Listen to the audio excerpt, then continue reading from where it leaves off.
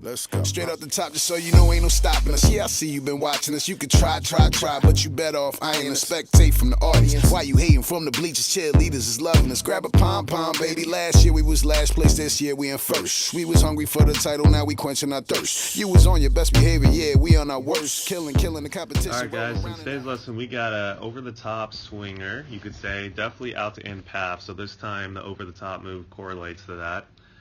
So we're going to talk a little bit about his setup, we're going to talk a little bit more about backswing and the pivot, and then maybe some hand path ideas on the way down. So let's kind of get into it. So just that setup, we can notice if we draw a line from his butt straight down, we can see he might have a little bit too much pressure out towards the heels. So we can get this player's pelvis maybe just a touch more underneath him, maybe staying maybe just a fraction further away from the golf ball to set up. But other than that, really not too bad. If we draw these arrows right here just from the balls of feet, kneecaps, and armpits, let me get that just perfect. He's not too far off here, so he's pretty good in that sense. Now from there, let's talk about kind of the backswing. So as we take him up to P2, we can note that shoulder axis is a little flat at this position. It looks like he's staying in front bend. You can tell that because his head's moving in a little bit closer to the golf ball. And as well, he's adding on maybe just a touch too much pronation in the left wrist and going into a little bit of extension in the right. So getting club head maybe just a touch too far behind him at this position. All in all, not too bad of a takeaway if he kind of corrects it by doing the correct things from P2 to P4. But as we can note that he keeps on with this rotation and going into front bend look.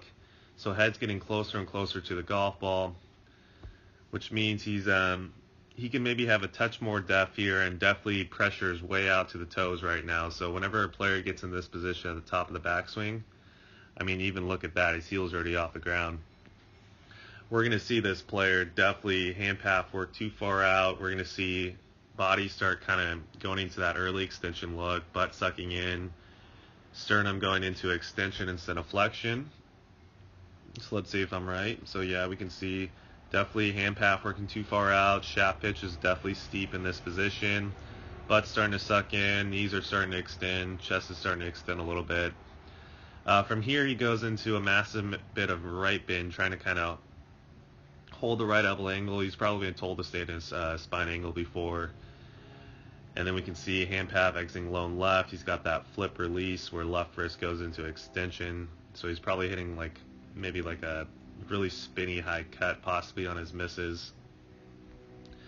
Pretty good balance finish from there. So anyways, first things first, like I said, we got a fixed setup. Then from there we could probably work a little bit on takeaway, getting this player instead of just going in rotation and front bend, he's going to need to add on a little bit of left bend to kind of balance him out so his head doesn't go so much into the golf ball.